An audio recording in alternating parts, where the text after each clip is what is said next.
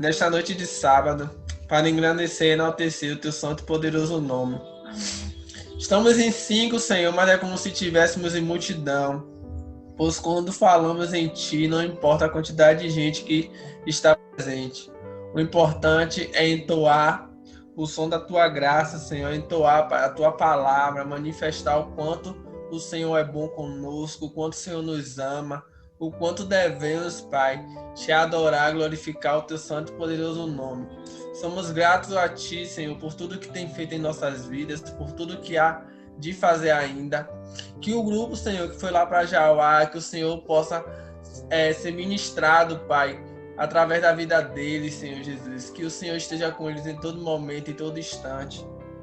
Não foi em vão que eles estão indo para lá, há um propósito em tudo que o Senhor planeja, em tudo que o Senhor pensa a respeito, Espírito Santo de Deus.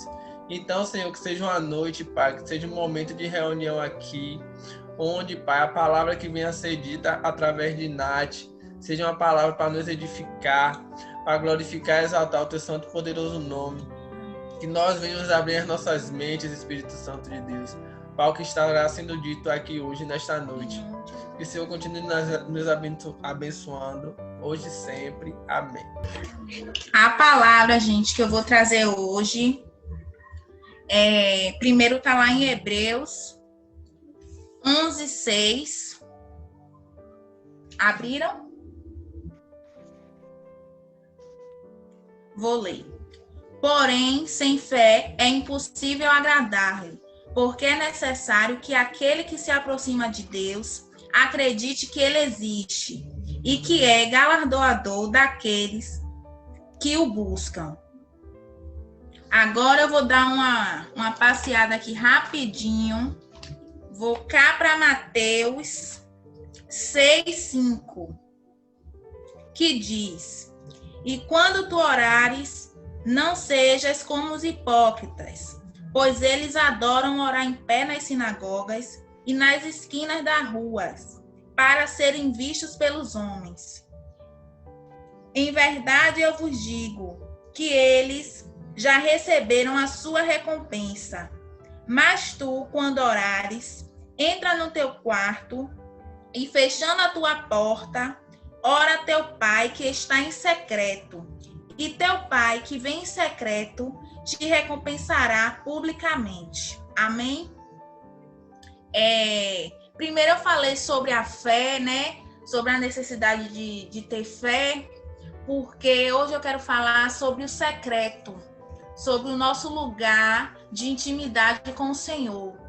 Só que eu falei primeiro sobre a fé, porque é necessário que se tenha essa fé para se conseguir ter uma intimidade com o Senhor.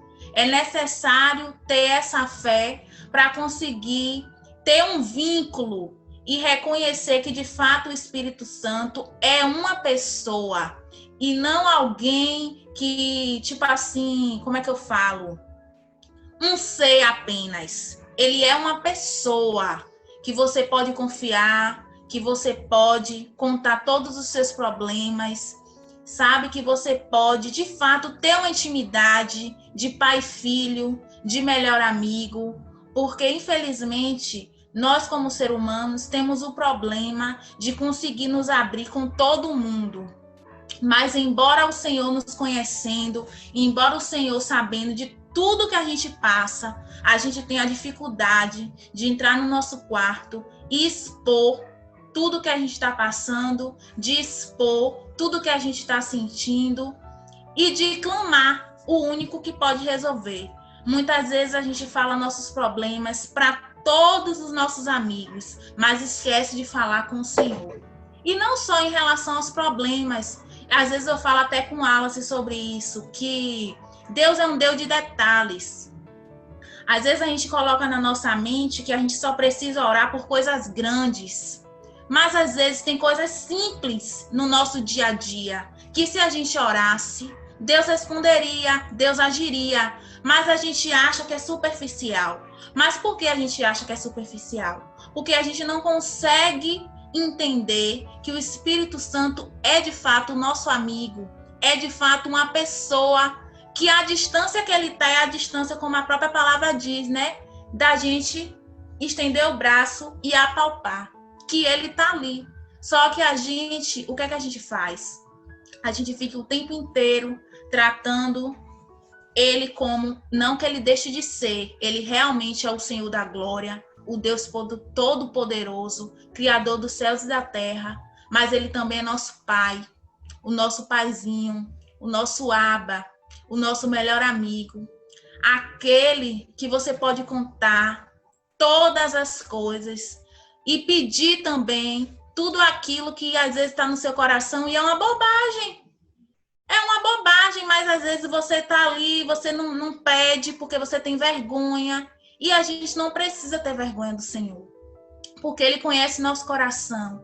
Só que a gente precisa aprender a ter um vínculo de amizade, de intimidade. A gente precisa começar a entrar no nosso quarto e gastar tempo em oração, porque o que sustenta o crente é oração.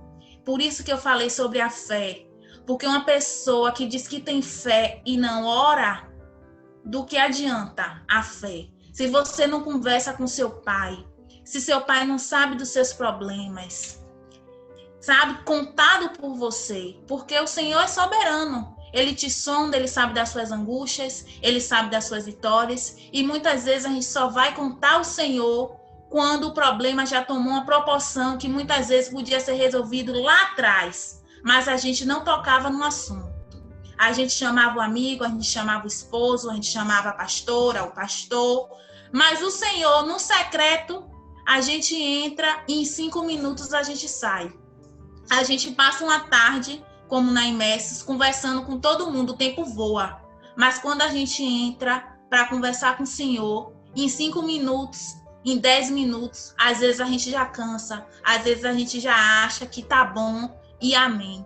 E o que eu quero trazer hoje, tanto para a minha vida quanto para a vida de vocês, é a importância da oração. É a importância da gente dar valor à oração, porque na Bíblia a gente tem vários relatos do que a oração é capaz de fazer, em todas as áreas, na saúde, na vida financeira, no ministério, em todas as áreas. Oração é a chave e resposta para todas as coisas na vida de um crente. A gente precisa tratar a oração não como algo de rotina, de você ir lá e só falar por 5 minutos na hora de dormir e boa noite e tchau, Senhor, não. O Espírito Santo é uma pessoa que está conosco 24 horas. Como você se sentiria se você chegasse num ambiente e você fosse totalmente ignorado? Ficasse ali o dia todo e ninguém te dissesse um oi, um bom dia, um boa tarde. E quando chegasse no fim do dia, alguém te notasse e dissesse, oi, tudo bem? E você dissesse, eu estava aqui o dia todo, você só falou comigo agora. Mas é isso que fazemos com o Senhor. Muitas vezes é isso que fazemos com o Senhor. Amanhecemos, não damos um bom dia, não damos um oi, saímos às pressas, não pedimos a Ele para nos guardar, não pedimos a Ele para guardar nossa família. E quando a gente chega em casa, a gente se dá conta que o dia está acabando e que a gente não disse nem obrigada, Senhor, por ter me guardado na minha ida e na minha volta hoje. Então, a gente precisa entender que a oração é o que vai nos firmar nesses momentos que a gente está começando a ver acontecer, porque a gente já sabia que iria acontecer. Para a gente não é surpresa.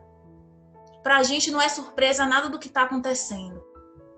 A gente só precisa agora orar para que a gente permaneça firme, porque coisas piores virão. E não é porque eu quero ser, sabe, dramática ou algo do tipo, é porque a palavra precisa se cumprir.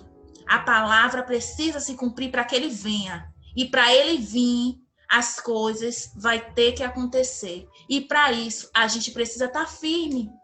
Porque muitos dos nossos irmãos, muitas pessoas que estavam em Cristo há 10, 15, 20 anos, quando viu a pandemia, infelizmente, se esfriou e disse, eu não preciso mais congregar.